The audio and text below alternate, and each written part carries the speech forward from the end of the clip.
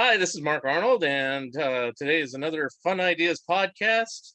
And I have two special guests. I have the recurring guest too often, no, and now he's a prisoner, Kamden Spies, who writes for cartoon research for Jerry Beck. And I have a new panelist here named Strumm, who is also an animation expert. Probably both of these guys are more expert than I am because, I just don't know my stuff anyway. So if you're going to talk about Van Buren, I'm like, whoop, so anyway. But here we are. So welcome to the show. Hello. Hi. So Strumm, since you're new, just tell us a little bit about yourself and how you got involved in the world of animation. I'm just a teenager up in, as I like to put it, the Nowheresville forest of New York State. I'm really just passionate about animation, music, sort of that stuff mixed in together. I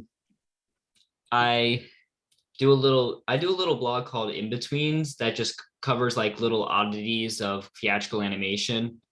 Mm-hmm. And I really got into animation at a young age by watching the DVD of Looney Tunes Golden Collection that my library had. When I was about 10, when I got access to the internet, I was opened up to a whole nother world. I found out about all the other studios. At the same time, I think I bought Of Mice and Magic, which exposed me to all the other studios. And that's really about it. I really just got further from there. Very cool. And Kamden, you have a disc in your hand.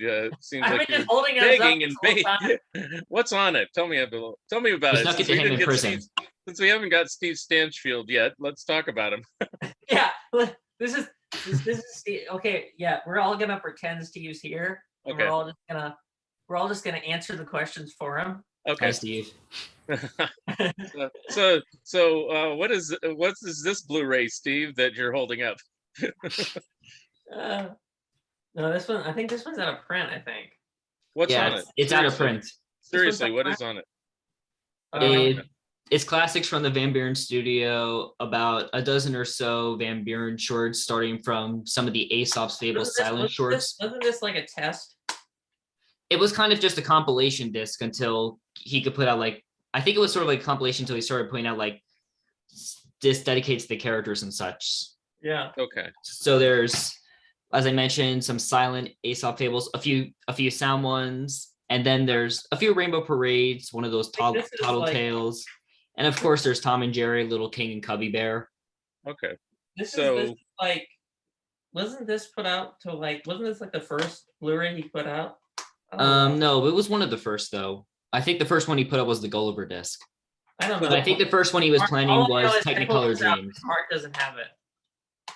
So the reason why they took it out of print is because they have all the separate characters on their own discs. Yeah, they got it. Okay. Because all the fables that are on it are now shipping the Aesop Fables Volume 1 set.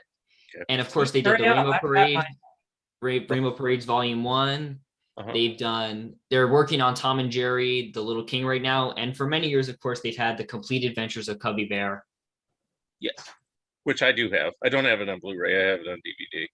I have a lot of his stuff on DVD. So when he went up to Blu-ray, I have a few of them. But I have Novel Tunes and I have the Popeye one. They're all pretty much essential in one way or another. Free. Not saying I didn't either, but Novel Tunes you got for free.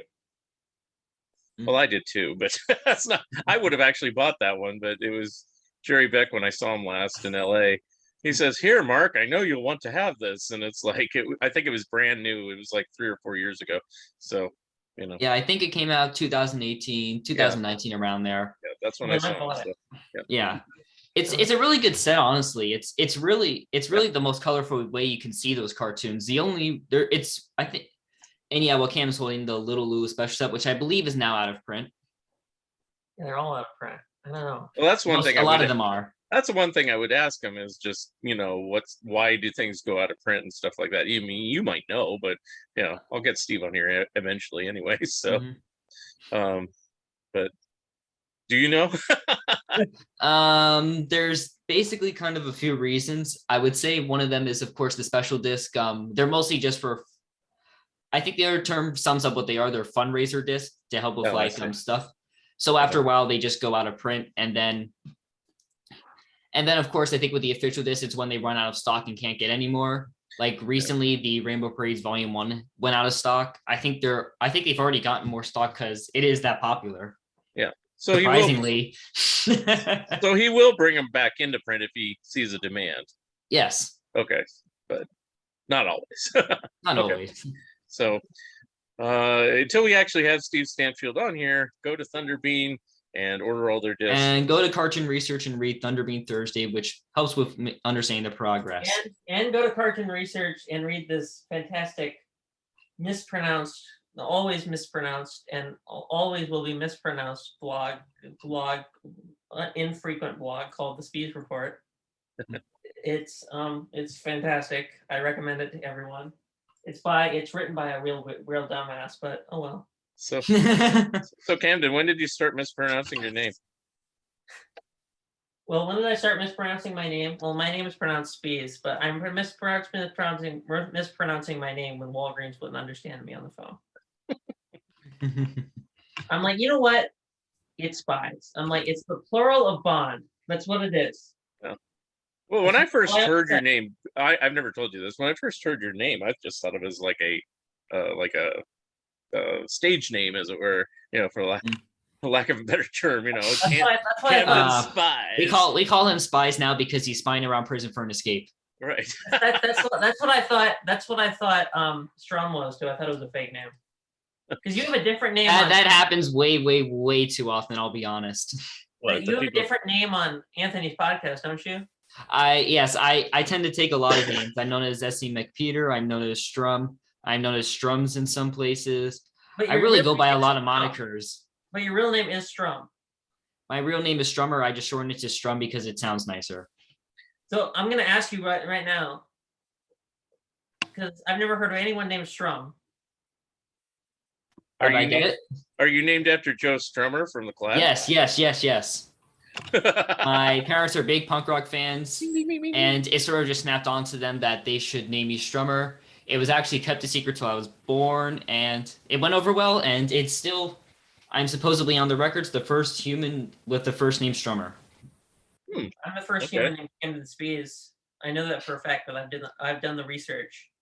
And can you play the guitar or any stringed instrument? Yes, not that well, but I can. I actually have a bass right up there. Yep, I have a bass right up there. I have a mini banjo around, but I actually play other instruments better. I play harmonica. I play the drums. I play a traditional Japanese drum for school events that I've done, and I also play accordion. Wow. Well, you're in Facebook jail too, aren't you, Strumm? What? Aren't you in Facebook jail too? I'm just getting out as we're talking, I believe. No, in like 24 hours as we talk. So are you in Facebook jail for the same reason as Kamden? While in jail? No, I was playing along with Batman quotes. Oh. And they thought it was too frightening. Apparently, when you report something, you don't look at the context of why they're speaking about it. For a man who doesn't like Batman, Milton Knight has a name that sounds like he likes Batman. I know. The Dark Milton Knight. Anyway. Let's see. I think I've only been in Facebook jail once, and it was really stupid because I think I told you, Kamden, for years I tried. I would write the goofiest. I'd write the goofiest shit on other people's pages. I wouldn't write them on my own. I'd write them on other people's pages, hoping to get censored or whatever. And nobody did anything for years. And then one time, probably about 2 or 3 years ago, finally got put into Facebook jail for the dumbest thing ever. Somebody was doing some sort of commentary about Saturday Night Live. They were talking about the original Saturday Night Live in the 70s with the point-counterpoint skits that had Dan Aykroyd and Jane Curtin. And the catchphrase from that, among others, is "Jane, you ignorant slut." So I actually wrote that, and they banned me because I used the word slut, because they thought I was calling somebody named Jane an ignorant slut, not knowing that this was a catchphrase. And I tried to fight it and everything, and they said, no, you're calling somebody something, And so I said, whatever. But I was only in jail for like a couple days. It wasn't very long. Yeah, I'm only going to be in jail for 5 days. I've been in for a whole month. Wow, what did you do? I just played along with Batman quotes. Stupid. Just Batman for everything? Okay.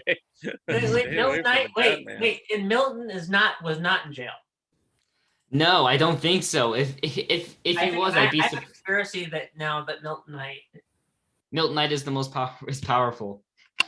Well, if he's never been in Facebook jail, that's like a badge of honor to say I've never been in Facebook jail. You know, I never was in Facebook jail. It's a badge of honor to be in Facebook jail. Well, everybody's been in Facebook jail. That's what I'm saying. As long as you stay out of it. This is the first time I've ever been in Facebook jail.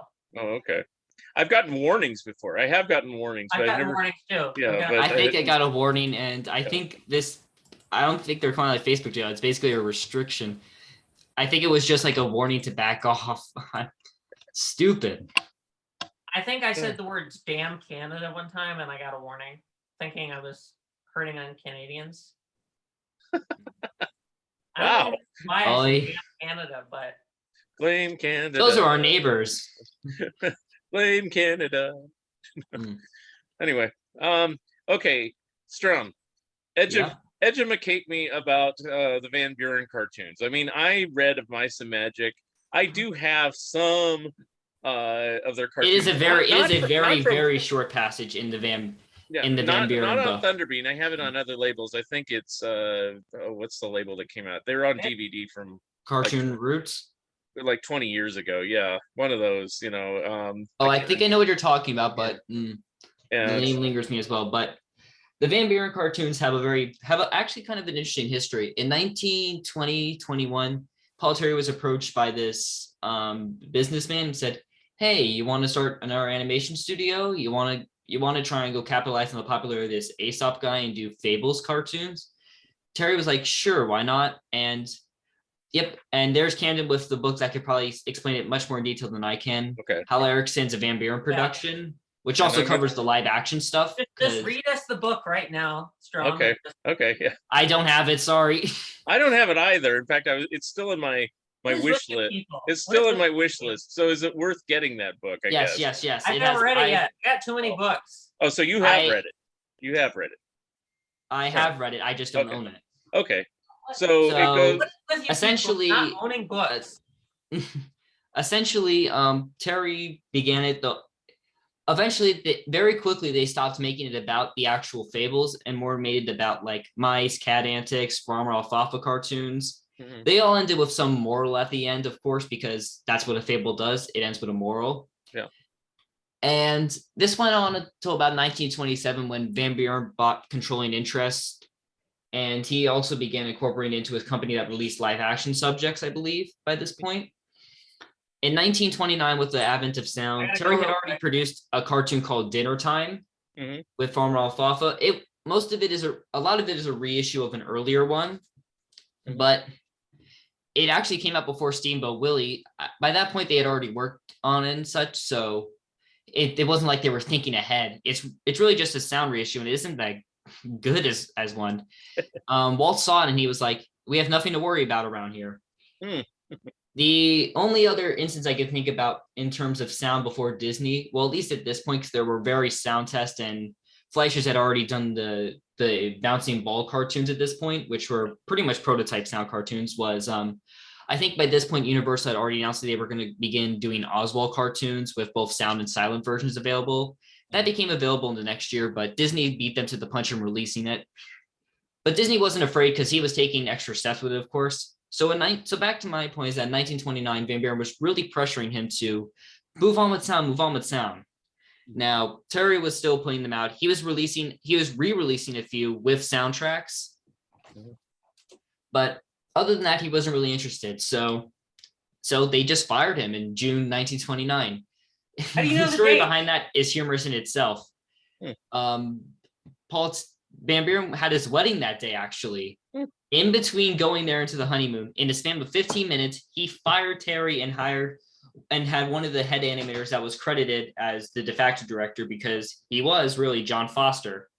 I think immediately afterwards, Frank Moser and Jerry Shields, who were more akin to Terry, also left with him, and that left Foster and two other directors, Manny Davis and Harry Bailey. there were the other main change that occurred during this point was that Terry was very prolific in releasing films. He released one a week. Wow. The only other studio that I think did that during the Sound era was the Mutt and Jeff cartoons. Yeah. Even then, I think they sometimes did it 1 week, sometimes 2 weeks. I'm uncertain, and we don't have many survivors of that and mark your calendars because July 9th is the 85th anniversary of when that Foxfire happened in Little Furry and destroyed basically most of the Mutt and Jeff cartoons. Yeah, let's go create some forest fires to celebrate. Hey, so not over here. That's for California. Is that the Gulliver Buddy book? Yeah. Wow, I've actually never seen that. Yep. Yeah. There it is. Looks in good condition too. Yeah. It's mine. I could show off a bunch of stuff, but I'd have to get up. Well, you got up, I guess. So, Yeah, I did. Anyway, the only point. interesting treasure I have, and I'm not going to get this. I keep in cold proximity a 28 frames of a 1920 Mutt and Jeff nitrate, and I got it from Tommy Satch's, a little fragment piece. It's the only piece of that film that exists, sadly. Wow. Ron, you gotta help me get. If it's nitrate, wait a minute, Camden. If it's nitrate, how do you store it? I keep it in the freezer. Oh wow. Okay. What does your mom think when you keep it doesn't get water. Okay. Oh, you have the Oswald? That one has some really bad drawings in, I recall. Yeah, it's in really bad shape. Matches. Yeah. All right, if we're showing off things, I will leave for the second. So talk amongst yourself. Anyway, I will show you a couple things. But Strumm, you gotta convince Tommy to be on the show because I don't know Tommy enough to convince him. All right, I think I can do that. But Tommy does not like to talk about animation. He's gonna refer us to the documentary. I think he doesn't mind doing the occasional thing, but I don't know if he likes doing it too much. Yeah, and I don't blame him. I think Tommy He is also very, very busy. Yes, Mr. Staff and doesn't have much of the energy, so I don't blame him. Otherwise, I most definitely would try to convince him. I also have this Popeye ramp walker. Ooh, I'm Popeye. Yeah, I have a lot of stuff. I once Mark Hausler said on our interview, you gotta stop collecting Kamden. It's too much. I'm like, well, it's too late. Here I come back. Mark, all right. Mark, show us the print of Hats Off, please. Okay. It's in my freezer. Let's see what you got. It's in my freezer. Okay, so I got the Scrappy. Oh, I have the Scrappy book as well. Yeah. I wish I have been dying to just wait for the right moment to buy the Scrappy Puppet Theater because they show up on eBay often in mint condition. I have the Scrappy book too, Mark. Yeah. The problem is my Scrappy book is on top of an Elmer Fudd Dakin with its tag on it. It's right under that. Believe it or not. I don't have that one. Yeah, a lot of these Scrappy Puppet Theaters love to show up on eBay. I have to imagine they had like some whole abandoned factory of them. Well, I imagine that Harry McCracken owns about 10 of them. I think he owns several of them, and I think he's actually built one of them. Oh yeah, I'm sure Harry is. We gotta get Harry on your show, Mark. What? We gotta get Harry McCracken on your show. Oh, okay. I know Harry. I just have to ask him. Talking Scrappy would be really cool. Okay. I know a lot of people that haven't bothered to get on the show, or if I have, they haven't done it, like Steve. I think the Scrappy cartoons are really interesting in terms of when humor first directed them. The earlier ones tend to match the Toby the Pup cartoons that they had been doing before, like they insert a style and humor, and also because of how the three animators would do it, humor, Sid Marcus, and Art Davis, they would all do a third of the cartoon. And then, but gradually, humor began enforcing his own style towards others. Wow, it's beautiful. I think that angel drawing is based off a humor drawing. Yeah, but somebody colored it. That's not supposed to. I didn't know it was a Scrappy coloring book. Yeah, well, somebody thought it was, and so this book starts off that way, like this one, But overall, it's in pretty nice condition. Actually, they colored quite a bit of it, like the first half of it. So anyway. But I got it for fairly cheap, so that's more Scrappy stuff, and Andy Panda too. Is that Andy Panda comic where he goes on like some really weird adventures that don't fit the character? I don't know. I have a lot of this is one of the Big Little books. So then it isn't. I'm thinking of like a DC publication. This is a fast action book, like it matters. Oh, okay. What the hell? So I'm gonna tell you right now, there's some neat designs in this. The first half of the Scrappies really reflects. This is part of the Andy Panda story, guys. I just remember. I remember think, seeing this before. I thought this was the back. Yeah, again, that one gets really out of hand. Okay. A lot of the early Andy Panda stuff I recall being out of hand like that. Oh yeah, it's this guy. Is it because they didn't know what to do by the police? Is it because they didn't know what to do with them, or what? Yeah, it does. See, this is like, what if Andy Panda came into Milton Caniff's world and then, like, got chained up and had an affair with some broad? Yeah, you just look on if you just look on eBay and look up Scrappy Columbia, you will find a lot of Scrappy merchandise because they made a lot of this. This gets very dark. Story about Scrappy is that he was very good at the beginning, then he just became very merchandised. Yeah. Oh, Now, how long does this series last? Oh my god. Not the book, the animated cartoons. So Scrappy was 10 years, 31 to 41. Okay. And it's a really inconsistent series. It starts out really good with like the first 20 or so entries by Dick Humor. Yeah. Humor starts them off, like I said, like the Tobies in terms of directing them. Then he really becomes interested in I feel like he becomes really interested in directing them sort of like offbeat silly symphonies. Like the Black Sheep, it plays a lot to classical music, synced to color clashing in the barnyard of this black sheep and all the other white sheep. He comes out victorious, of course. Mm-hmm. Then there's also the Beer Garden, which uses a bunch of drinking tunes and German songs to basically fight against old man prohibition right before the beginning. Drinking a lot of cartoons. Yeah. I think there's two of the Scrappies that weren't allowed in the package because of excessive drinking. The other one's Fair Play. The funny thing is that Scrappy isn't I in thought it. It was because, wouldn't that have been because of like him and his little like 2-year-old brother drinking? They did not drink at all. They served it though, which is illegal, of course. Well, I don't know. It is really odd, but the other thing about Fair Play, which is the other one of 4 Scrappies on the package, like the Beer Parade, which I just described, also on the package. Fair Play doesn't actually have Scrappy. It entirely stars his kid brother Vonsi. Vonsi, Humor intended him to be called Vonsi, which is Yiddish for bedbug, apparently. Mm-hmm. But he was always called Opie, so I just usually refer to him as Vonsi. I have this. Yeah.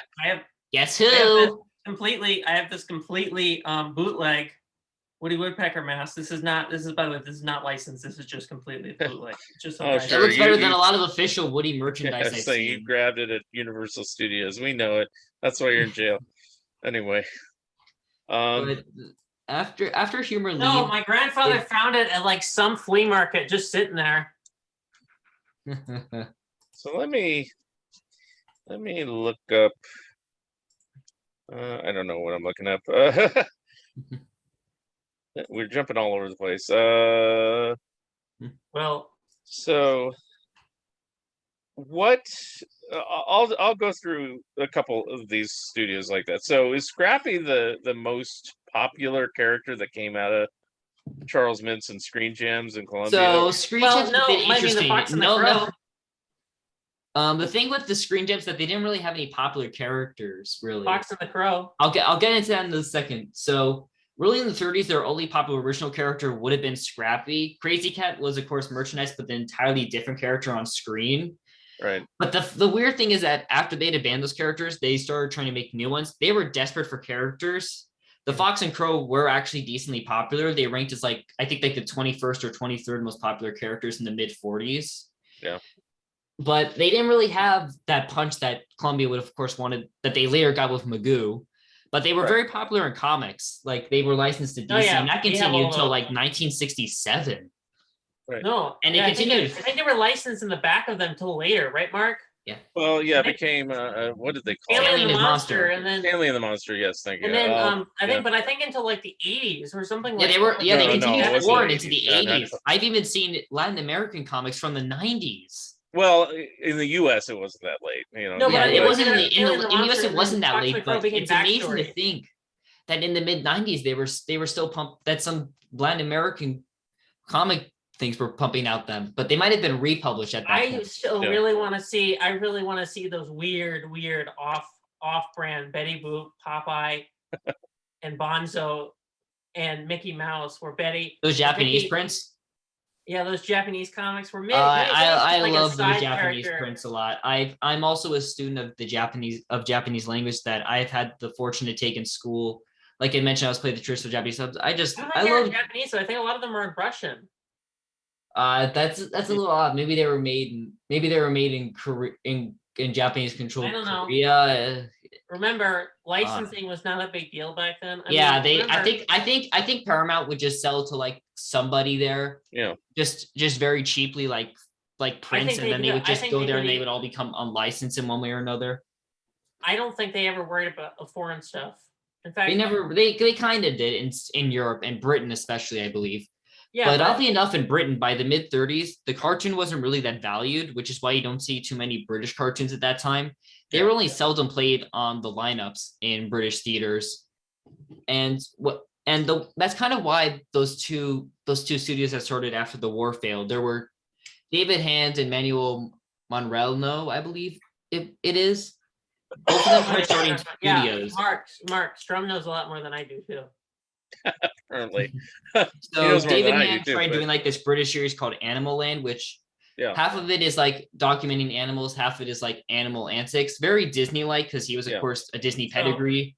They're not, I wouldn't call them the best. They're a bit too cute for me. Yeah. But then Manuel was doing these really, really strange cartoons starring these man in his cab called Bubble and Squeak. Yeah. And they only made, I think they made 4 of them, and then they made a spin-off of one of them, which is really strange. And they become stranger and stranger. The last 2 cartoons they did also feature just organ soundtracks, which make them even weirder. Yeah, the Coltoon sets that Mark. Yeah, they have one of those, right? No, what? Mark, you have those Coltoon sets that Steve did, those DVDs. Which ones? The Coltoon, the Coltoon's DVDs. What's that? Maybe I'm. It was one of the early ones Steve produced on DVD. Oh, Coltoon. I was thinking you were saying Colt tunes like a horse. I was like, what?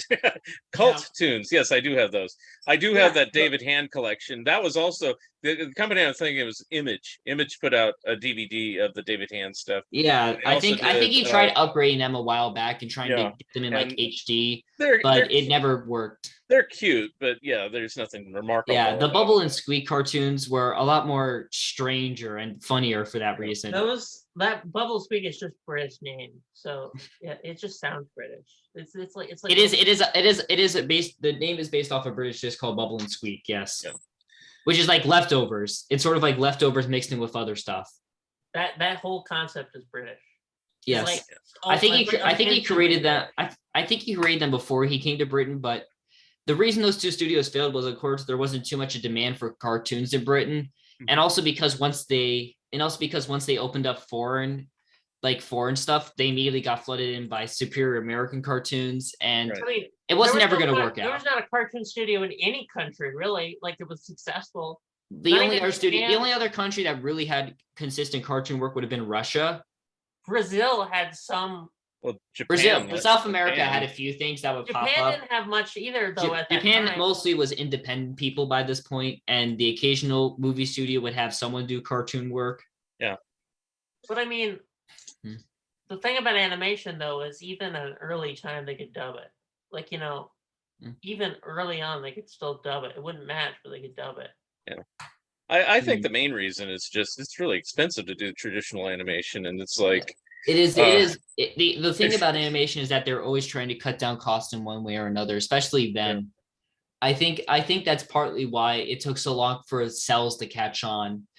Because it was so expensive and so time consuming to do cells. No, it's because they had to pay. They also had to pay. Well, no, I'm thinking Bray too, because Bray himself, not all of the cartoons they did used cells, and they would sometimes try to cheat it by using the slash system of. Earl Hurd owned the patent. Hurd and Bray both own the patent, and they both license it out. Really expensive, actually, to license it out. So the Mutt and Jeff studio that was sort of competing with them, you would only see really, really small amounts of cells being used. Like they would animate it all on paper. They would use the slash system of cutting stuff on paper, then putting it onto like a background, which is why animation backgrounds in like the 1910s to early 30s, they always have like they always have the horizon line really high, so that way you could cut the paper in. Well, that's also because so Bud Fisher could pocket the money and go sleep with 14 different. Yeah. Everyone was pocketing money at You're the in jail. You be quiet. Not just Bud Fisher, but I mean, Bud Fisher, Bowers Bud Fisher, too. Bowers also was a crook and stealing wasn't Bud money. Fisher also married? Because I'm pretty convinced he had to have specifically wanted to seek out a wife who couldn't read. Because every paper that went in the picture, he's holding like 14, like 2 women on his shoulder. And I think he really had like every time they had one of those Mutt and Jeff Broadway shows, you know what he would do? He would just go with 2 different other women. Yeah, this was Dick Humor's recollection of it. Yeah, and it to me it sounds like Bud Fisher was the original Playboy guy. Bud Fisher is like the William Moulton Marsden of comic strips. Mark, you know what I mean? Yeah. Where I don't think where it almost seems like his wife wasn't wise to the whole thing, because Strumm and I were talking about this.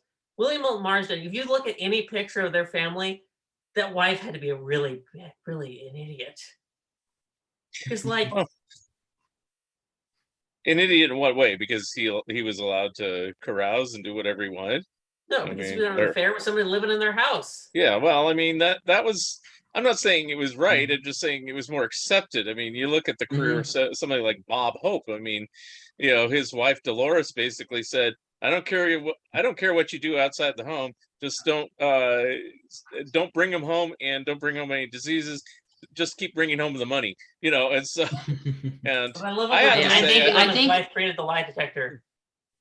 Yeah, I know. Oh, we're talking. I think you gotta keep up with Kamden. He will change the subject. If we're on a subject, he will change it. Yes. That's what Kamden does. So just want to let you keep the ground rules here. Okay, so anyway.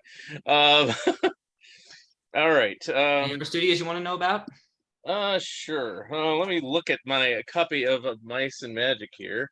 Ooh, that's an original, the more honest version. How about this? Where's your new copy, Mark? Where's the revised one? Oh, I have it on the shelf. I just read this one. The original version is a lot more honest in some ways. Leonard Maltin and Jerry Beck. And mine signed by Leonard. Stay tuned. Not signed at the same time. Signed at very different times. This was not my first edition of it, though. I did check it out of the library a lot, but my first edition was given to me as a present when I was 15, and it is a paperback, and it's in pretty good condition considering I looked at all the time. The spine is cracked and the corner got ripped off somewhere along the line. So the one that's really nice that I have on the shelf, I didn't bring it over here, is the revised edition, where he updated it. And it's pretty much in pristine mint because I don't really care for the revised editions much, but I have it just to have it, So anyway. So what were we talking about? Okay, so what other studios would you be curious about? I don't know. Let's talk about the iWorks studio. iWorks? Yeah, let's talk about iWorks. Okay. So iWorks, I think, is a really interesting case because he was really the first. He kind of was I would say he was probably the first person outside of Disney to really understand, to release films quickly about sounds in a way. And he tried upping Disney by doing color because he had signed with, was it Harris Color, I believe? And he hired. That's all I know. Yeah, he was using 2-strip Harris Color. Yeah. A lot of those just mixed in and were turned to Cinecolor at some point. I think Harris Color was part of that. Yeah. Like and I think Brewster Color. No, not Brewster Color. Brewster Color, I thought was what was. Brewster Color tried doing 3-strip, but it never worked. But it was definitely Harris Color that was used on Fiddlesticks. So iWorks just wanted to do Flip the Frog, and he was going to sell prints in both black and white and color. When MGM bought the series, they only bought in black and white, which scrapped plans of that. The only ones they did were Fiddlesticks, which is the only one that survives in color. And then it looks like Flying Fist and Little Orphan Willie were only done in color as well. But I've never seen them in color. I think a few people have claimed to have seen it in color. I believe them, but it's never surfaced. Okay. All right. Now let's talk about the Les Elton studio. Okay, so Les Elton barely had a studio. He just did 2 independents that never really worked. His stepson Bob Bentley helped assist on them. That Monkey Doodle short might be the weirdest thing I have ever seen in my life. Yeah, I think Hobo Hero is also very hard to explain as well. I think Hobo Hero is commentary- very odd because of just the very odd mix of Les Elton's animation style and then just this rotoscope, this beautiful rotoscope. I think the commentary on the cartoon set might be the funniest audio commentary I've ever listened to in my life. I know that there's actually been a 35 source on Monkey Duo found, so maybe those parts that you usually see silence may actually be seen in sound someday. It's just the reason the commentary is funny. It's like you have Milton Knight in the back saying like, "What the hell is this?" He's just I think. That sounds like it is though really odd that film really was made and exhibited. Just thinking about that, I wonder if it kind of inspired the Marty the Monk. Actually, then again, they were all creating these characters and such, but nothing so as unique as Les Elton's cartoons. Oh no! I think the most unique one is Mr. E in Tau City. What? That cartoon is just weird. Now, there's plenty of weird. There's plenty of weird offbeat cartoons from that period. Mark, do you know which one we're talking about, Mr. E? Not really. I mean, your guys are like, if this is all silent era stuff, you gotta know on my, it's kind of funny that two people that are like half my age or less know more about silent era stuff. It's like I really don't know that much about silent era stuff. It pretty much is. Yeah, that's kind of more like a Tommy Satches I've thing. never been a huge fan of silent stuff because I think it doesn't really have much of a storyline most of the time. I think the one issue with silent stuff in terms of how people see it is that they're usually seen in cut downs, which ruins the plot. Yeah, like that's why I love the cartoon Roots set so much. Like the Bray Studios, there's one. See, that's the set I was plugging to you, Mark, and said it was the best set ever made, and you didn't have it. No, nope. Now you know that I like silence. Kamden knows this because we were with Nick Santa Maria. We were talking about various comedians and stuff. So I have no problem with silent movies at all. It's just silent movie cartoons. A lot of them are just kind of inept and stupid, and it's like I can admit that a lot of them are plotless. A lot of them definitely are, but I find that a bit of the fun of them because in a lot of the silent cartoons, everything is about the gag, and that makes them really oddly hysterical when you're watching them properly. I think there's the Crazy Cat on the Bray set that Tommy Sat just put up, Cartoon Roots, the Bray Studios. That you usually see cut downs of just like a few pieces of the boxing stuff, but it actually has a neat storyline to it where Ignatz is betting against the other guy so he can win all this money. But then Ignatz's wife is actually betting all of the family savings on Ignatz to win. So Crazy has to rig it so Ignatz wins, which is what happens. A bit complicated for 1920, but you usually don't see it that way. Right. I think the best mouse. I think it is the best mouse loses. But a lot of those Aesop's Fables cartoons are very plotless from the silent era, I can admit. Yeah. A lot of them are just go gag to gag. Cartoons. Sorry, Scrum. You keep going. Basically, a lot of them are just plotless. Some of them try to keep like a theme, like the Junk Man is Farmer Alfalfa is collecting like junk, like in Any Rags, the Bimbo cartoon. But halfway through it, they switch from focusing on his route to this cat and mouse that are helping him finding this magnet and then just getting a chaotic mess out of the magnet attracting things while Farmer Alfalfa has it like in his pants or something and then just throwing it back and forth. All right. Yeah, Strum, you've lost me now too. You see, the whole idea of the titles of silent stuff. There's a lot of them aren't very unique, so I'm horrible with titles. The one cartoons that are really hard to binge, like you can't binge silent cartoons. It's really I think the big issue I probably could. I just haven't tried it, but I have never binged those Jerry the Tyke cartoons. They're not really good. They're just kind of bad. I love the Jerry on the Jobs. They're short, they're funny, not the Jerry on the Jobs. Those are good. I'm talking about the Jerry the Tyke cartoons. Those ones made in Britain. Oh, those ones are a bit strange for me, I can admit, but I like I have an odd like for them, but they're just weird. It's like there's a lot of stuff that's just weird because they were really trying to figure out everything. He's a dog. He's like a dog and he only barks, but yet he's going out with like 3 different women. I think another thing with silent cartoons is that they really weren't sure what the audience wanted too much. Like they had a popularity, but they didn't really have like audiences that really clamored. They claimed to, but I don't know. The thing with silent cartoons is that I'm not really sure how popular they were. Well, I mean, nobody traditionally went to a movie to see the cartoon. That came later. I think only in the late 20s did they really start catching audiences, mostly with sound, but I think that's when they began doing matinees of Felix cartoons. Right. But and I really think that I think they really started capturing the audience by the sound era, because you have these silly symphonies that are either really boring or really enchanting with the music. Right. And then you also have like, and then also you really get more. You also get a second dimension with the characters with their voices that expose their personalities better. The only character that really was exposing his character very, very clearly was Felix, I would say. Well, the whole point of animation, basically, for most people, was let's just milk the money we already get from comic strips and just squeeze it out in a little bit of a washcloth and just say, we're going to get more out of this. A little bit, yeah. The Mutt and Jeff cartoons, I could see that early on. They were sort of like a way to expand Bud Fisher's line of profits. Yeah, they really only existed to make extra profits, in my opinion, for him, because they were really seen as just worthless. They would get one out a week, and then they would literally just print. I think they made the print straight off the camera negative, which would wear them. Then they would just run them until they were beat to death, and then they would just be abandoned. And then they just got all destroyed with the Foxfire. So any sort of merit those cartoons had were lost. You usually see the second series directed by Dick Humer that are a lot better, actually. Lost me, Strumm. Yeah, Mark, we can agree that Strumm knows a lot more than I do.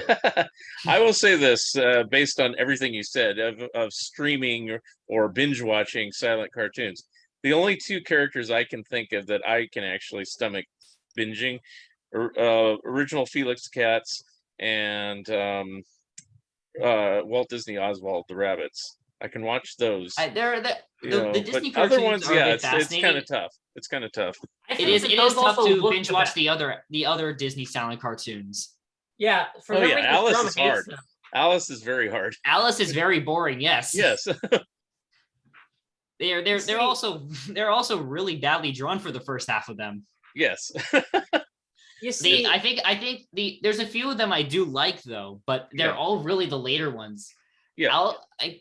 I'll give a comparison. I think Alice's Mysterious Mystery came out the same year as Dog Gone, the Mutt and Jeff cartoon.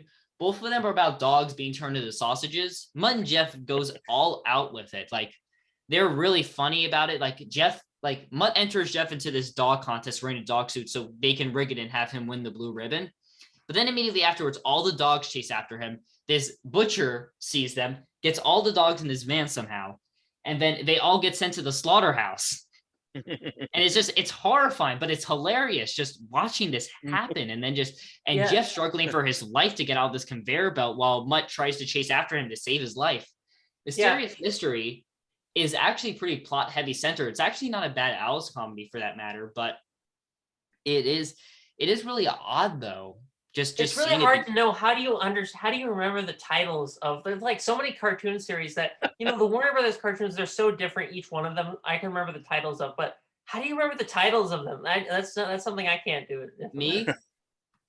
Well, I really have a hard time saying it because it really all depends on what the cartoon's about. I remember the story, and then I try to associate the story with the cartoon. Same thing with like the Casper stuff. I can't remember the titles of the Casper cartoons. They're all different puns, and they rarely relate to what happens in it. Yeah. So yes, I can agree there. Well, I can remember titles better if I'm a fan of something, but even still, I'm horrible with names and I'm horrible with titles. I mean, Kamden already knows when I do the commentaries. I'm a librarian. That Looney Tune there, the one that has, the one that has the boxer, and then everybody's saying, "Well, it's this one with Bugs Bunny." Blah, blah, blah. It's like okay, it's like it is. Yeah, sometimes they related to the story, sometimes they didn't. Sometimes I think one of the silent cartoons. The Aesop Fables, half of them are food titles that have nothing to do with the thing. And they have that dumb moral. That's the first season of Terry Toons. Yeah, I mean the moral. The early Terry Toons, it is really strange, but the thing is that they would name them after a food, then they would name it, then they would set it in a location based on the food. I feel the thing Jerry Beck has mentioned a little bit that he thinks that they're named after food because they were trying to come up with titles quickly. which is completely fair because they had to make those like 2 weeks. They were on a 2-week cycle of producing those things, which kind of makes sense. They're Those actually are hard pretty to good. stomach in a row. Yeah. Those I'll are agree. like, those are I'll like agree. really like completely pointless. But what bothers me is always the moral at the end. I'm like, these morals have nothing to do with the short. I mean, They're I think Manny random. Davis said in an interview, I think it was with Harvey De Niro, I believe is his name. I don't know how to pronounce his name either. Is it But, Daranoff yeah. or Daranoff? Mark, we're looking But at you. whatever it is, he did an interview with him, and he said, "Yeah, they were the funnest part to write. Nobody really cared that they were that they had anything to do with the cartoon, but they were funny. They had wit. There's a few of them that I've seen that are really like. I think one of them actually had like a quote that's become more famous later on. I think it was for one that's called Window Washers, and the moral at the end of it is."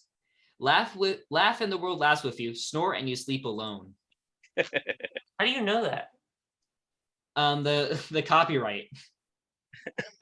I was reading a few of the copyrights to these things because when they would re-release the Aesop's for TV, sometimes they would cut the moral out at the end, and then sometimes local stations that had the moral would cut them out themselves. How do you remember the moral of the short? Because someone had texted it to me and I had it on hand. That's a good Well, answer. how many times? Here's a question for you. You're not asking this. How many times have you seen these cartoons in general? I mean, I don't rewatch the Aesop's Fables too many times. I did watch that one a bit recently when he told me the moral of this one. The print had it cut, but it was a fine cartoon. I haven't seen. I would say about 3/4 of them I've never even seen. A lot of them are very hard to find.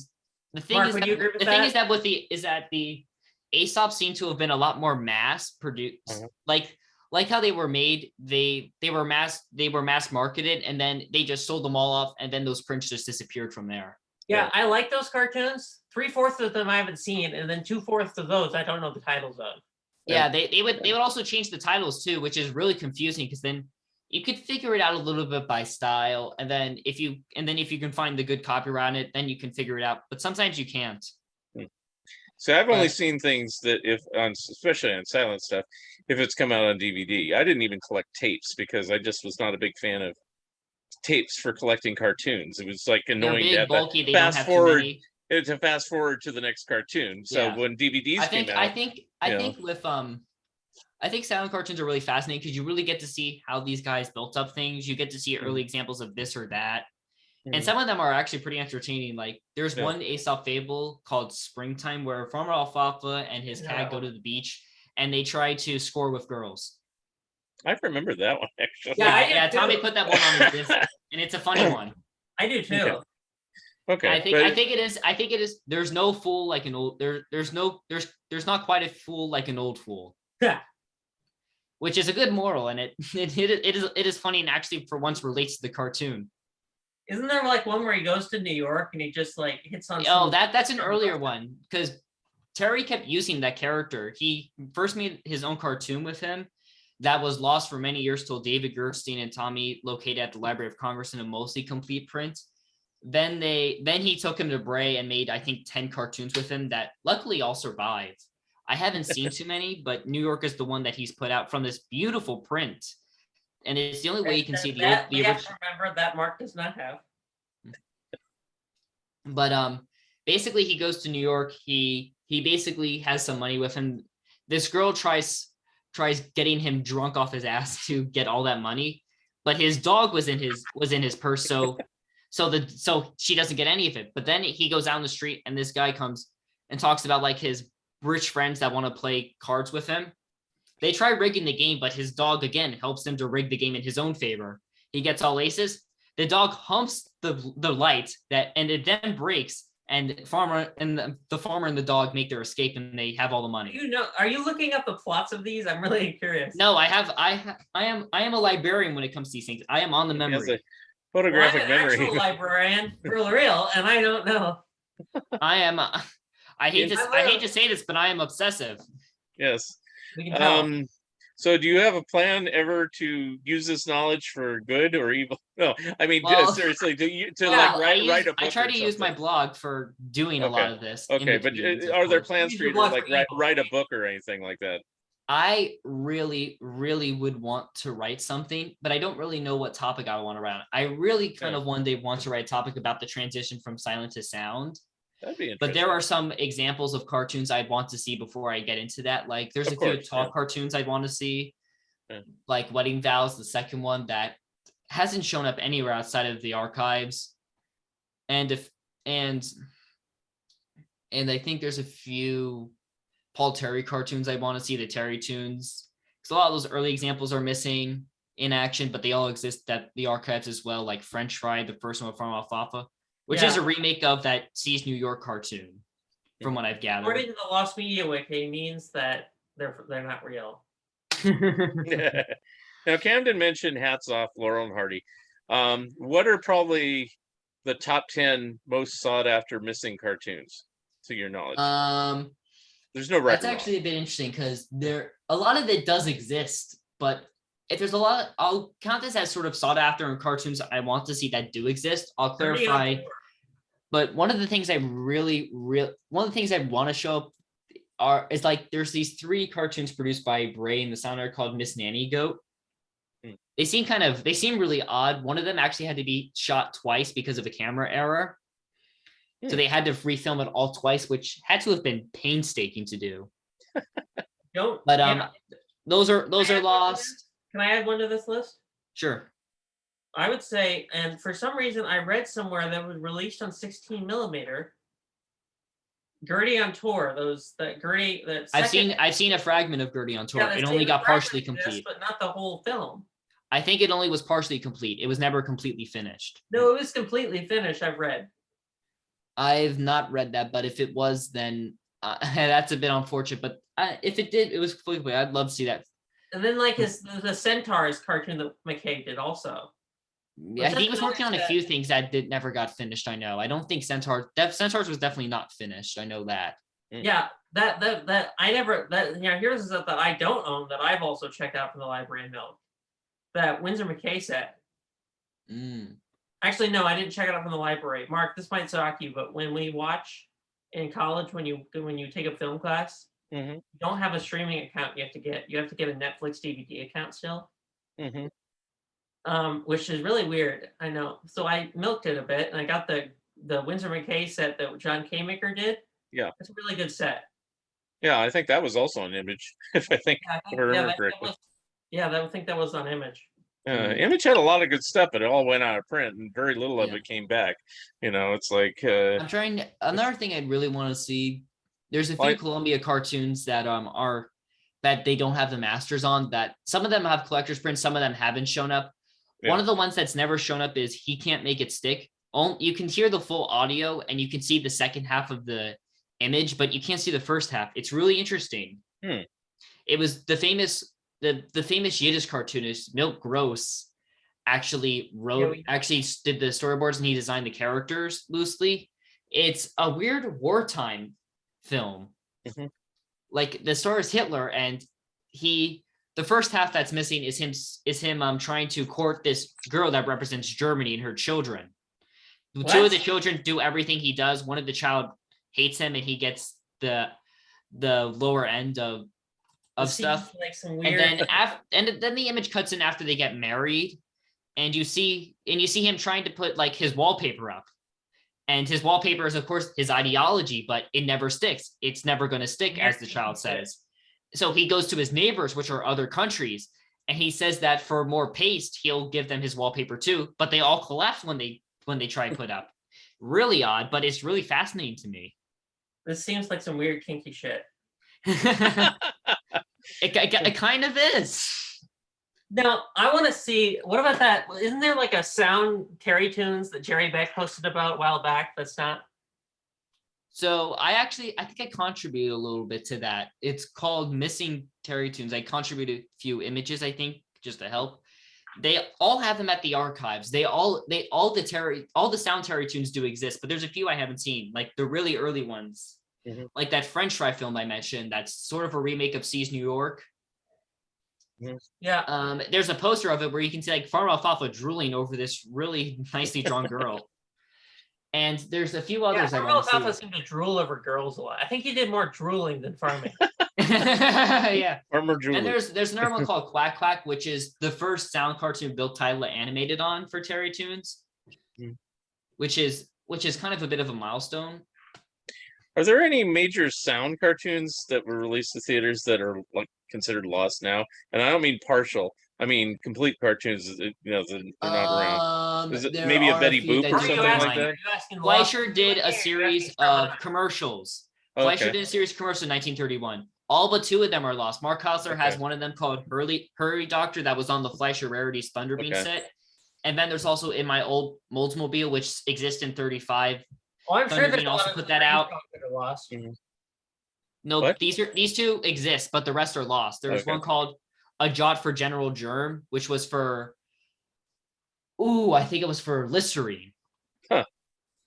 Then they did a few others for oil, and then they did one for India tea. I think they did. Oh no. I can look this up very quickly. Now, wasn't there also like, and this wasn't Fleischer, but Dr. Seuss did some commercials for like. Yes, Dr. Like Seuss did 2 commercials. Terry Toons animated those. Oh, okay. I didn't know who animated them. Yes, it was a jolt for General Firm was for Lysol. Yeah. I thought UPA did those. UPA did later ones, but the first Dr. Seuss animated cartoons were done at Terry Toons for Audio Cinema. Warner's really actually distributed them. But they've never shown up, and people really want to see them. Yeah, of course. Me. And yeah, they probably aren't that good, but I'm very interested because they're for the Flint things that he advertised for. Yeah.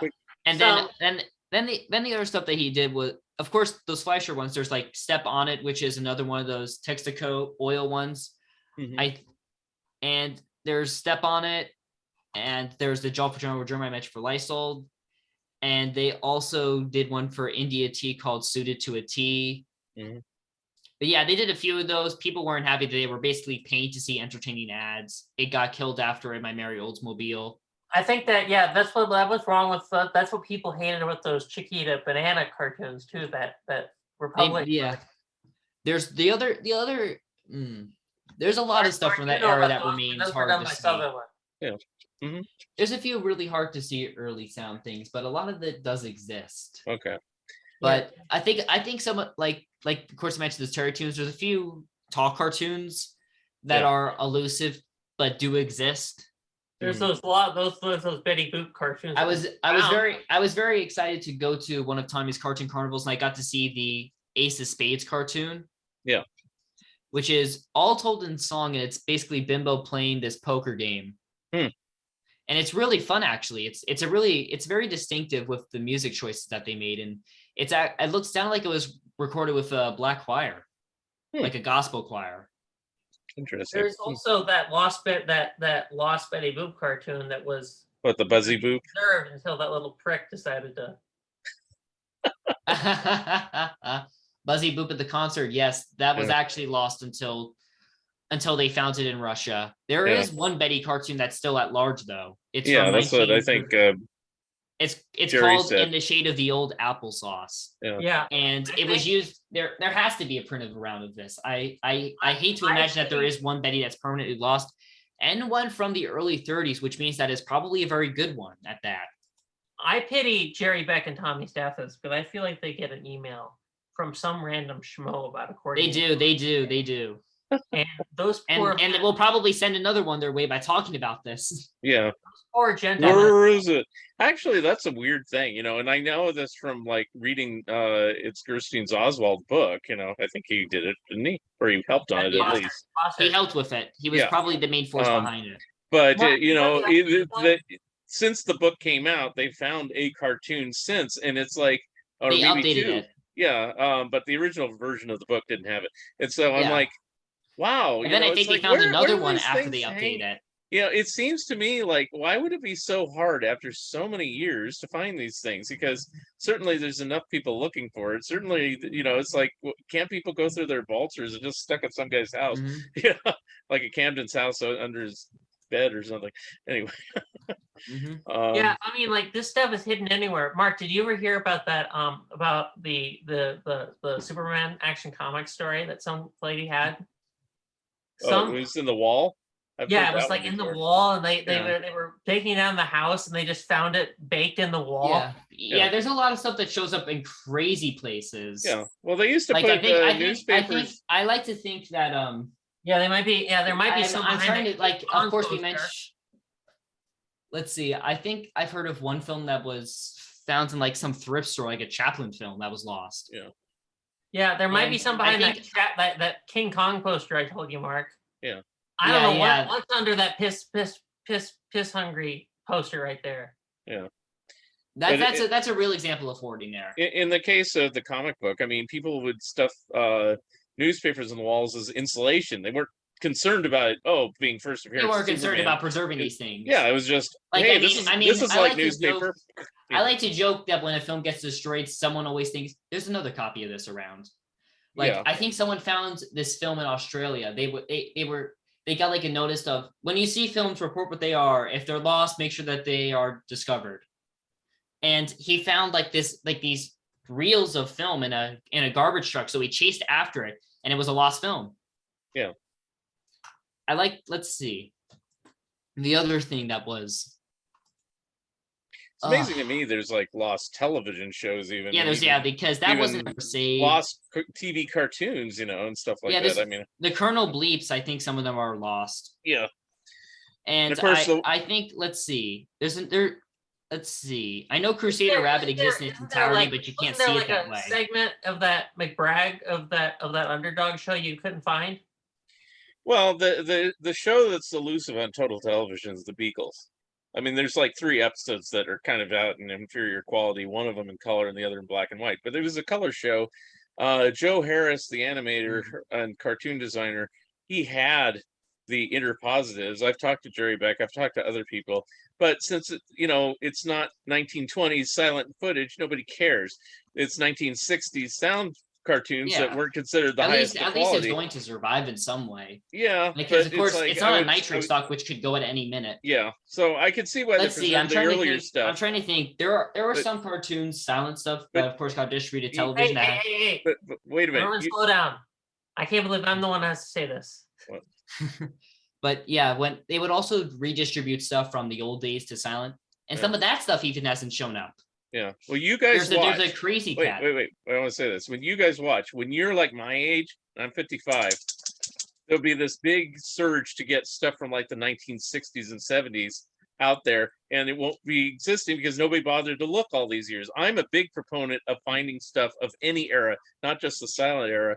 And it's like right now we're letting stuff from the 50s, 60s, 70s die because they go, that's inferior. It's not very good. Yeah.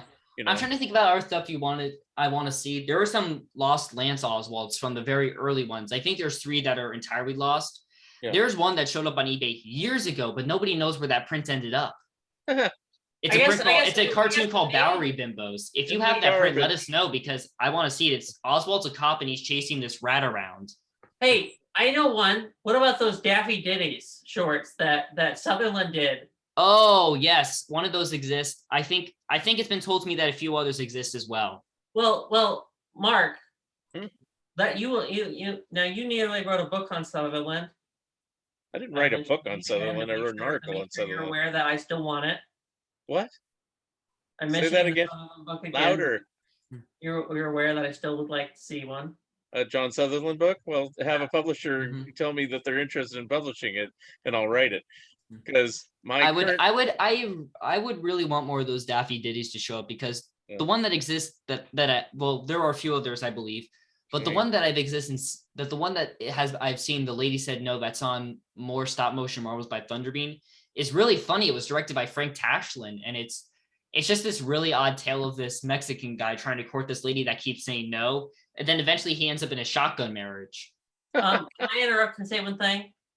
Dear Mr. Omar, please publish Mark's book about the John Sutherland studio. Signed, The Management. That's all I keep going. I can try again after I'm done with my Mad book, but I mean, that was one I proposed right after I did my first total television book. I said, well, I wrote an article also because how I got started with Bear Manor is he saw my article about Underdog in Hogan's Alley. So he said, "Can you expand it into a book?" Sure. And so the book came out, and then he says, "What would you like to do next?" And I go, "Well, I wrote an article about John Sutherland Productions for Hogan's Alley. Could you expand that into a book?" And he goes, "Nah." And so that was the end of that. I never pursued it any further, and I lost track of his son. I don't even know if he's still really alive. Want to see what is there's a lot of interesting stuff that just isn't seen and just wasn't considered that. Like, there's a lot of experimental stuff that's never been seen. Yeah. Like, I think one of the experiments very early on was by Bray, where like this one artist came in, he wanted to do silhouette films. And some of it was silhouette. Some of it might have used some drawings here and there. Yeah. There was probably cutouts involved. They were called silhouette fantasies. Well, wait, Mark, doesn't part of that exist? I'll get to that in a second because it's interesting. Okay. But they junked all the masters in the 1940s because it was deteriorating, and they don't exist anymore, except Haunts for Rent, which Tommy found it at the Library of Congress while researching Bray films. The print was almost completely deteriorated, so it's still pretty much lost. And that's a disappointing story. It's on the Bray Animation Project site. Because he reads, Kamden. It's not just sitting there watching cartoons all day. He reads. And it is really upsetting to see such an oddity just no longer exist. Well, Mark. These dogs. I'm having lonesome dogs. They oh, they're both on at once. Oh no. Anyway, continue. What do you want, Kamden? Well, Mark. Yes. What was this you said? I more watch cartoons than study them. I said you watch more cartoons than read. That's what I said. Because you watch more cartoons than study them. Yeah. Well, that's the total definition of me. I mean, I learned things over the years, but I mean, when I've really got really in depth is when I have an assignment or a book project that I have to really get in depth. I mean, before I did a total television book, I mean, I saw some Underdogs, I saw some Tennessee Tuxedos. I didn't really venture to watch all of them. I just saw a lot of them. And then, when I started doing the book, I was obsessed and had to get them all. Same thing with Patty Freeling. I mean, it's like, I saw this and that and the other. I mean, I really hold on. The only studio I would be really qualified. Guys, we gotta stop interrupting each other. Right. Okay. I can't believe I have to be the one that says that, because I was corrected last time for this. The only book I could really write about is Terry Tunes, because I've seen so many of them, but I'm not qualified for that because I really don't know too much about them info-wise. That's more of a Charlie Junkins thing than me. I really want Milton Knight to write a book on Terry Tunes. I think Mark Newgarden would also be a good choice, but I think Charlie and Thad are doing a thing about East Coast animators that would probably answer everything I'd want to know. Yeah. I think the one book that I really, really want to see, of course, as I mentioned, I would love to write something about the transition from silent to sound. Yeah. And write about more in depth. But another one of those things I want to see are some very early Crazy Cat sound cartoons. A lot of them do exist, like I think Spookies and the Cat's Meow, they have masters on those, but you can't see them for now, at least. Maybe one day we'll see them, but now wasn't there a documentary like when animation was in New York documentary that was coming out? I don't know exactly that. You might be thinking of the Cartoon Carnival documentary, maybe. No, not that one. There was a book. There was I know Tony Benedict was in it. Jerry Beck was in it about cartoon New York and animation in New York. The cartoons for New Yorkers. That was the title of it. Mark, do you know what happened to that documentary? No. Also, is the Harvey documentary still in production, or is that gone the wayside? It's still in production, but I mean, it's like kind of a standstill. It's like it's in development hell. The pandemic kind of stopped everything. So who knows when he'll get it done? He promises he's still working on it. That's the best I know about it. That's Johnny Harvey that's working on it. I thought you were involved in it. I was interviewed. I was flown to LA. I got interviewed. Jerry got interviewed. Mark Evanier got interviewed. What? You were flown to LA, or I was flown to LA for it. How about that? I'm a celebrity.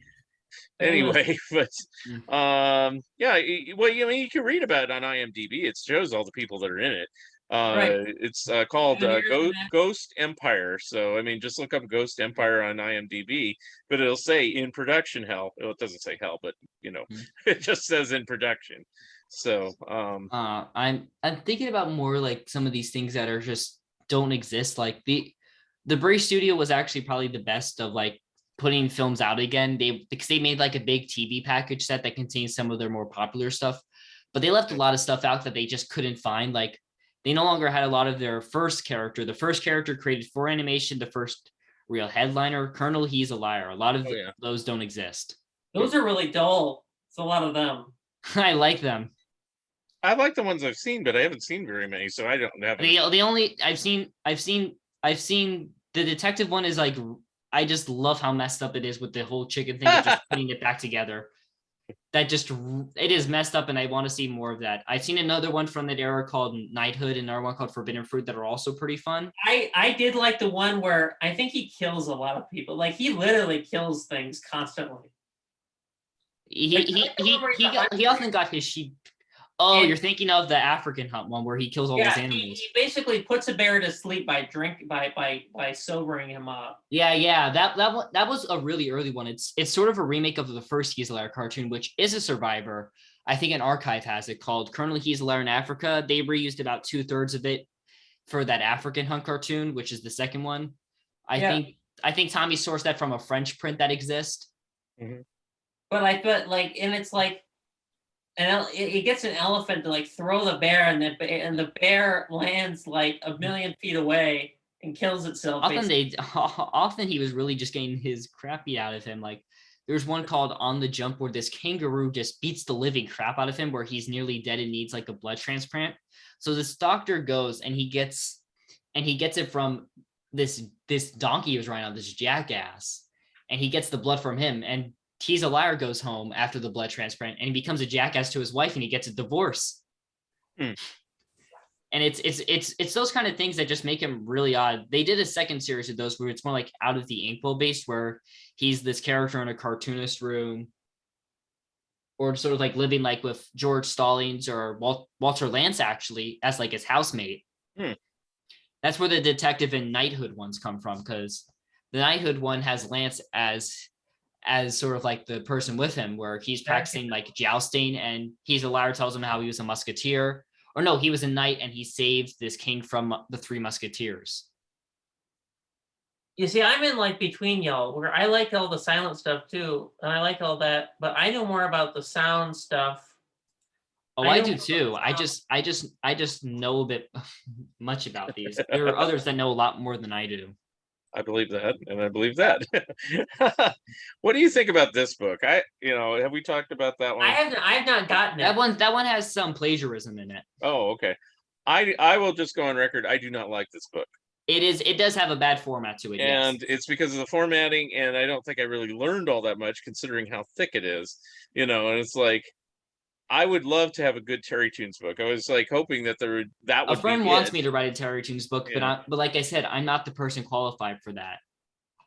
Who do you think would be qualified for it? Charlie Junkins, definitely. Milton Knight. Well, I think Charlie Junkins knows a lot of it because he talked to Manny Davis's daughter. He knew George Canetta, who was an animator there. Milton Knight knew a lot of Terry animators, I think. He did too, but I think even Milton would admit that he probably isn't the best for the job, but he does. He would be very good to talk about it, like give like an overview of the quality of the films themselves. Yeah, I think or Jerry Beck, I guess, would be another person qualified. Yeah, I really just kind of want to write like that overview of transitioning from sound to sound, where I don't really have, because it's really more about talking about the films themselves and less about the people behind them, really. Yeah. But luckily, I know all I would really need to know in terms of writing about that. Isn't there another book about Fleischer coming out? I think that's Michael Jobs. I know who you're talking about. Is it supposed to be good or not? It is going to be good. He knows a hell of a lot. He was actually he tried with the family really hard, but because they were black and white films in the 90s, they wouldn't do it. Yeah, but Ray also knows a lot, and his book was so. It's because he throws himself into the narrative. I think we can admit that. But that's a story for another time, really. But I think the Fleischer story is good, but it is in need of more info. Which one? You're talking about Kavarja's book or just the story in general? Yeah. Okay.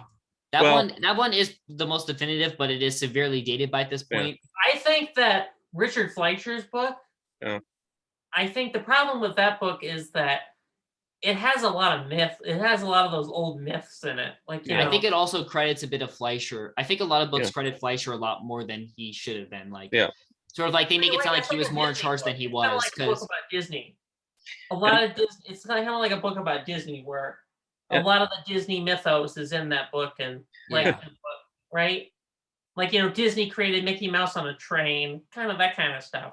That kind of I think he really was just sketching out. I think when he was on the train, he was really just coming up with what his next idea would be, not his next character. Yeah, and also no story. I think every story like that is bullshit because those stories get told time and time again to point to they're just become a melting pot. Think about how many people said they created Mr. Magoo or Bugs Bunny. Yeah. You can have a list of people who said they created it. Yeah. Charlie Thorson, Mel Blanc. Mel Blanc claimed he did it. Mel Blanc and Chuck Jones claimed he did it later in his life. Bob Clampett did. Tex Avery did. Bob McKimskin did. Friz Freeling did. McKimson, I don't think he actually did. What? McKimson probably didn't. I think he knew his place as just he drew the definitive Bugs, and that's that. Yeah, but like, you know, Bob Clampett did, and Bob Clampett did. Everyone sort of did. Everyone was sort of a father to him in different ways, but no one was the father. Yeah, Bob. Really, the only person you could really say was his father was Avery, but even then, I would say he was only he was the forefather, but not. I actually think you could say Mel Blanc was. Just because Mel Blanc's Mel Blanc. Well, Mel Blanc, he would melt in the voice later. Yeah. He became a lot more younger. His voice became younger as it went by. Now, I think that Clampett always said that Bugs was named after Bugsy Siegel. I don't buy that.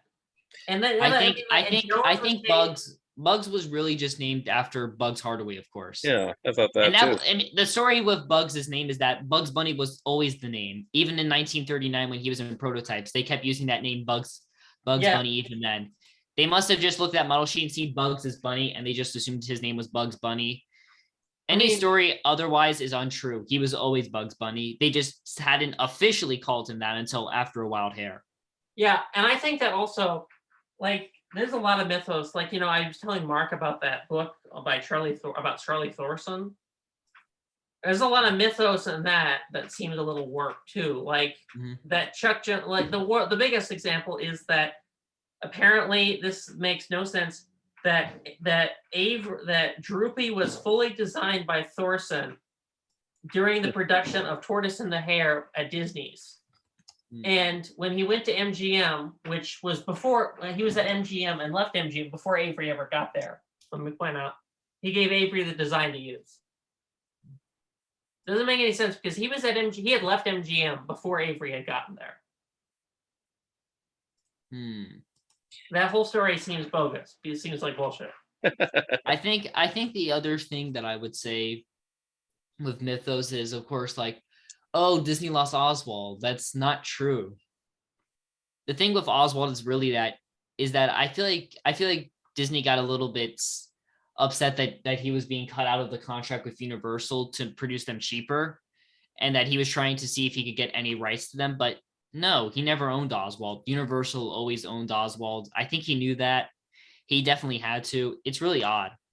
Yeah. That the Disney studio tries framing Charles Mintz as this evil guy who, he stole Oswald and stuff like that. But the truth is, that he created all sorts of different characters, and then everyone got mad at him. But also, Jones did that in the late 2000s too, right before he died, in like 2000, 2001. He did all that all the time too. And I feel like Barrier wasn't there a story where Jones started claiming he had some influence on Casper? I haven't even heard that. The thing is that I think I once read that he tried using like this cartoon that he made in 1940 called Ghost Wanted as saying like, oh, they sort of based Casper off this. It's not true at all. Yeah. Yeah. Well, you should take that from Mark's opinion. It definitely couldn't have been two different coasts, different Mark's the studios. king of Casper, which I don't know if that's a sad term or a okay term. It's sad. Anyway, but the only people I will accept as being the creators of Casper are Joe Aurelio and Seymour Wright, and that's it. Yeah, they created him for certain. Yeah. He was already created by that point anyway for that book they wanted to do. Yeah, they were doing a children's book, and then they went off to war, and then after they came back, Fleischer they sold the story to Famous. Yeah. I don't now, know. what I don't know is, it's kind of funny. I don't know the exact amount that they sold it for, because there's stories that say 125, 150, 100. They would have probably been paid. They probably the novel tunes in the early years tried pushing some cartoons as being like special. The Friendly Ghost, the first Casper, was one of them. Yeah. So I get the feeling they were paid a little bit more than the average story was. Yeah, overall. but the amount always differs, and of course, so I don't know. There's no certain, like but bill of sale or anything like that has turned up. If I knew how much they sold for a story, I would probably have a good estimate to tell you, but I don't know. Yeah. So I don't know. I don't even know through all my research, because I've interviewed Harvey Comics and Mark Arnold too. I've interviewed 10 different people about it. I got 10 different answers. So it's like there is no definitive answer on that. It's like if you've heard the story about Mr. Magoo, every human being who worked on Mr. Magoo claimed it was based on their own uncle. Everyone claimed it was based on his uncle. I think the others claimed that they all admitted that they had a little bit of influence, but Hubley probably created him because he was director, of course. Yeah. It seems like they might have based his design off one of the animators but I'm not certain. Hold on. Let's all slow down here. Now, Mark, didn't you also say that like 15 different people say they created Richie Rich too? Which, well, not that many, but to be honest, I never cared for Richie Rich because I thought he was just Rich. Yeah, well, I mean, it's happened in comic books and animation and all over the place. Success breeds million authors, failure breeds nobody. So nobody's going around using obscure Harvey characters. Nobody's going around saying, I created Jackie Jokers, let's say. It's like, but Richie Rich turned out there to be their biggest star, so everybody started saying that they were. I've come to the conclusion after researching for so long, it has got to be that they were having a meeting, and Sid Cauchy said this. They were having a meeting, just a staff meeting. Hey, we're starting a new book called Little Dot. We need a backup feature. What ideas do you have? And everybody was just like brainstorming, giving different ideas. And there was not one person who says, I have Richie Rich, and he's like this. And that's, so that's what the problem is. It's sort of like Van Buren, because nobody really knows who, but somebody at a meeting, they had to try and come up with new characters to replace Tom and Jerry and spice up the Ace of Spades a little bit. Someone suggested that they should try to do Otto Slogow's characters, because they first did those that little like general guy they had, like a British soldier guy they did. Mm-hmm. And then they later did those Little Kings series. That's actually pretty good. Mm-hmm. The thing with them is, the thing with the Little Kings is that they're not really faithful to Slogow's thing, but they have that regular Van Buren randomness that happens. For Crazy Cats, those are. I mean, if you want to compare them to Harriman Strip, they're like shit. But charming. Yeah, the Little Kings have one advantage to them, because they really tried doing something that looked like Slogow's art that isn't, but it is a very charming look to them. Jim Tyler did a few of those, and he did a pretty fine job on them for what it's worth.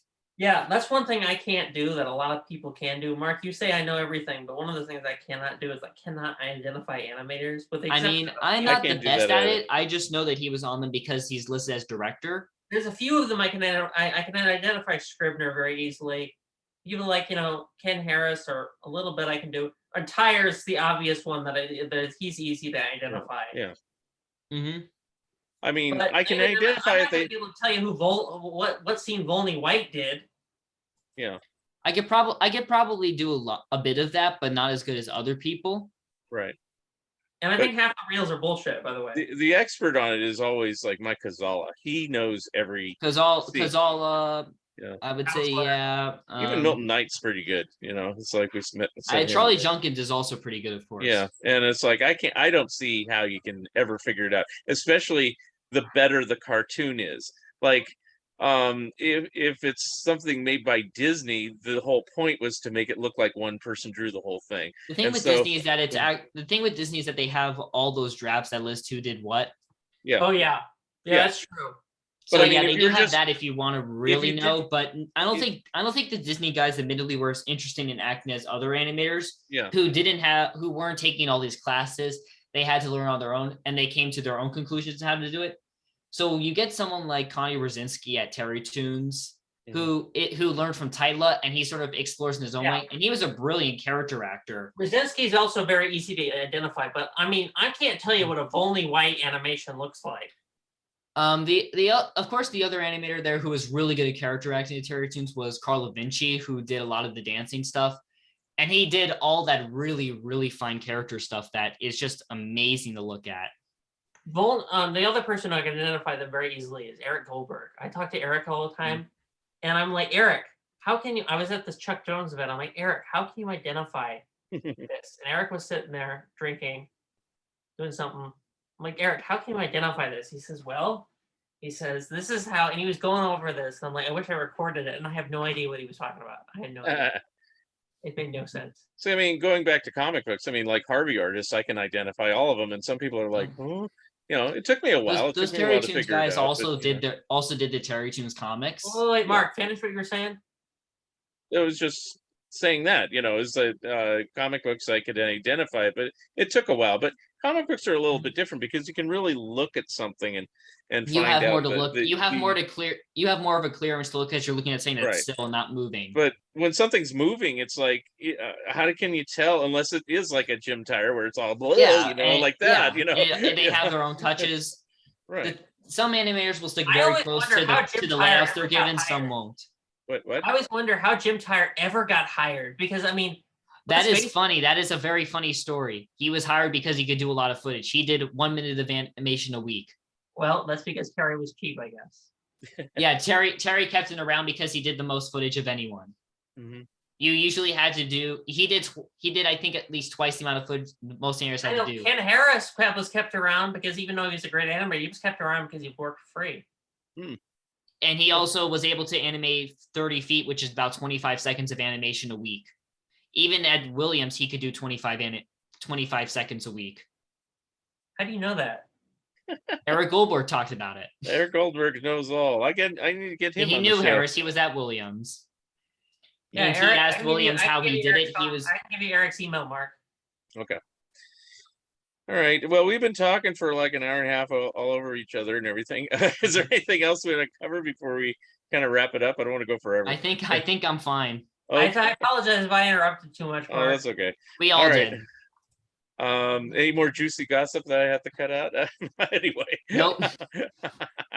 All right. I'll show you one more thing just to kind of show off things because I grabbed a bunch of stuff and I never showed this. This is really fringes of animation, if anything. But has anybody ever seen this book, King Kojo? No. What is that? Yeah. Oh, what is it? It is written by Ruth Plumie Thompson, who's a successor. Illustrated by Marge. Yeah, it's Marge who did Little Lulu. It's Ruth Plumie Thompson was the successor to L. Frank Baum on the Oz books. It looks like an Oz book, and it has nice color pictures. I'll try to find a color one. There we go. See? Fascinating. Wow. And never heard of this. It's very hard to find cheap, and I'm a cheap guy. Kamden knows this. Usually this is like $100 to sometimes $400 or $500 range. Because it's a little bit scuffed right here, you can tell that the piece is missing. I think I got it for like $40, which is a steal deal. I mean, it's in real nice shape and everything like that. But anyway, I'm a completist. I just gotta have things. Yeah. Well, I didn't really want it all that much until I found out how rare it was.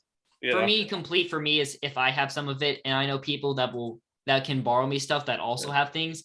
And if we all collectively have it, I consider something complete in collection. Yeah.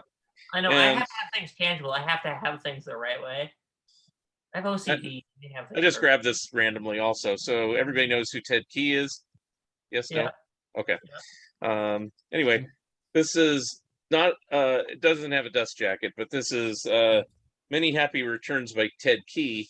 And I just bought it randomly. And when I looked at it before I bought it, but I only got it for $5. But it has a sketch in it by Ted Key. of One Hazel. thing I really want to buy, So, I think they've republished it at some point, which is Myron Waldman's book called Eve.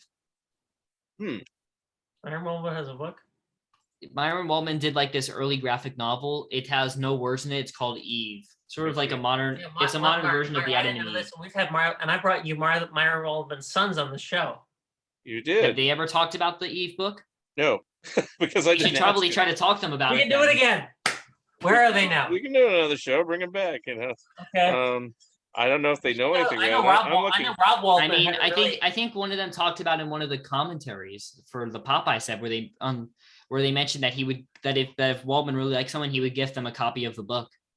Let's see if How I do you can know see. that? Yeah, Mark. Oh, wait a minute. He did talk about this. Tell a lie. He did talk about. It kind of looks like some of that early famous studio stuff. There we Lee go. Fleischer. He did talk about this on the Oh podcast. yeah. Yeah. So yeah, he did talk about it. I'd Well, we're forgotten. still gonna have him back. So and there we go. So I think a lot of people around there, like Milk Gross also did like early graphic novel stuff with that pantomime book that he did. Yeah, I found a Milk Gross book. What's it called? Nice Baby, I think is what. And it was just random in an old. Like that Yiddish family. Yeah.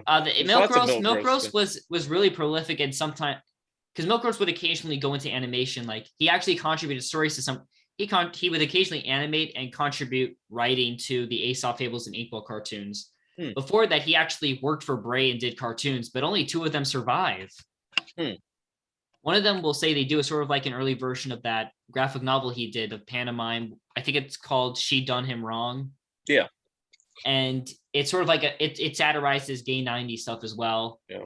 Then, of course, I mentioned He Can't Make It Stick. And he tried doing something in 1930 as well. And he also did those 2 Screwless cartoons at MGM. Yeah. He really should have done more animation stuff, but he was the one who went too far.